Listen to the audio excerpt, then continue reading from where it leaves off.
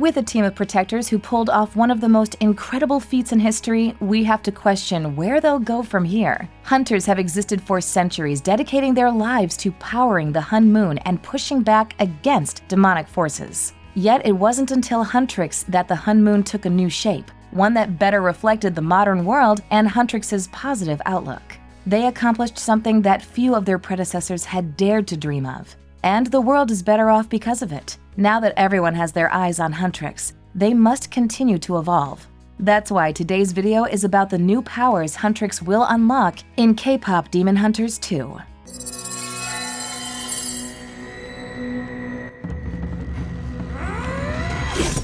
Number 1. Rumi's Demon Powers. Although we know very little about the sequel, we can assume with certainty that we haven't seen the last of Rumi's abilities. She's kept her demon side a secret for her entire life, sitting on a goldmine of new powers. We only get a glimpse of them in the first film as Jinwoo reveals her true nature to her fellow hunters. Unable to hide from her loved ones, she succumbs to her nature, allowing her appearance to morph and her abilities to manifest. Rumi's only edge against the other demons is her battle experience, as her powers looked similar to those of the Saja boys. She can teleport within the blink of an eye, harms the Honmoon with her presence, and has increased strength. As she's the franchise's main character, there's a good chance that she'll also have unique powers that will help her overpower her enemies. She might even be the only one capable of defeating Gi-ma in the end, as she's the only one who is immune to Gi-ma's voice, which allows her to keep her free will. Without it, the entire world would have succumbed to a demon apocalypse. Rumi's able to use her new powers in the heat of the moment, but I suspect she'll have trouble in day-to-day life. She has acquired new skills that will need to be honed before her next meeting with Gi-ma. He'll come looking for revenge. Rumi needs to ensure she has these abilities under control. Otherwise, they might do more harm than good. After all, how can she protect the Honmoon if she's one bad day away from destroying it? Don't leave! I can still fix it! Number 2. New weapons. Like all heroes, Huntrix needed distinctive weapons that helped them stand out against the rest. Of course, carrying around swords and knives might raise some questions from their fans, and they can't bring dangerous objects into their venues. Fortunately, hunters have access to the Honmoon at all times, which allows them to summon mystical weapons that suit them best. Throughout the first film, Huntrix kept their primary weapons while using their environment to help them in battle.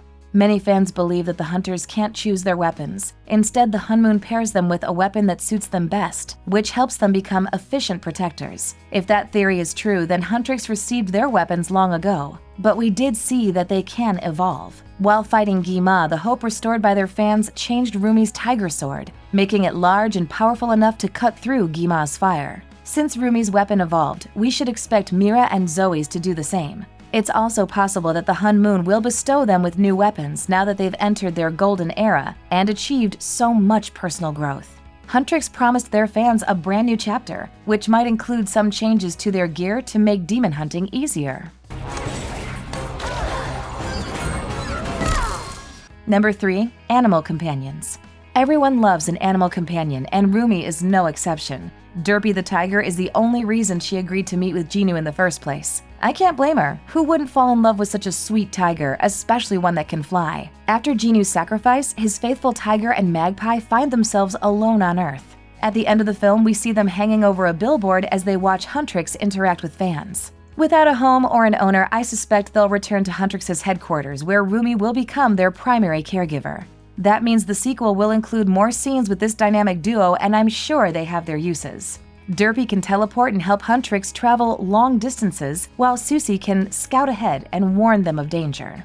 As much as I want Jinwoo's pets to be adopted by Rumi, I also love the idea of Mira and Zoey finding their own animal companions. Their views on the demon world and mystical creatures who live there will definitely change after the events of the first film, so they might find a stray animal to bring back with them. They're susceptible to anything cute, and if Derpy's setting the bar for mystical animals, then how could Huntrix turn any of them away? Why does the bird wear a tiny hat? I made it for the tiger, but the bird keeps taking it. Number 4. Voice attacks. So far, we've talked about the types of advantages that Huntrix might gain after their last adventure. After saving the world and creating a new Honmoon, they deserve a few upgrades. However, they work hard to ensure they're in fighting shape against Guima and his armies. I would love a scene in the sequel where we get a montage of Huntrix training with Celine, almost like a hunter-themed boot camp. From the basic drills to the bone-crushing exercises, Huntrix should push themselves to ensure they're always ready. All their efforts should show some results. For one, they should be in the best shape of their lives. For two, they should push past their voices to new limits. It would be super cool if their voices gave them specific powers. Do you know those videos of people singing so high that they shatter glass? Imagine Rumi hitting a whistle note and doing the same to a demon's weapon or armor. Ooh. I imagine an attack like that feeling like nails on a chalkboard, especially to a demon who is used to hearing Guima's low baritone all day. The other members of Huntrix could also have special attacks based on their vocal abilities. Mira might shake the ground when she hits the low notes, and Zoey could do extra damage to her enemies when she raps. There are a variety of ways that voice-based powers could play into the story, but it would be nice to see a learned skill amid the new ones they earn. When your pattern starts to show, I see a pain that lies below. Number 5. Hunmoon power-ups. The last power-up I expect to see in the sequel is something we got to experience in the first film, but it's such a blink-and-you'll-miss-it moment that it hasn't received much attention. As we know, Guima shatters the original Hunmoon after staging Huntrix's breakup on national television.